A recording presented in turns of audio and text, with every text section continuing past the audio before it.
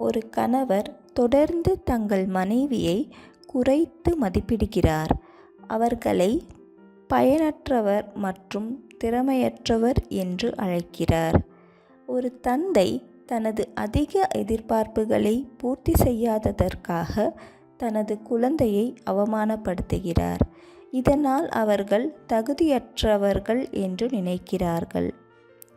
ஒரு உடன்பிறந்தவர் மற்றவரை கேலி செய்து அவமானப்படுத்துகிறார். அவர்களை தாழ்வாகவும் அன்பற்றவராகவும் உணர வைக்கிறார்.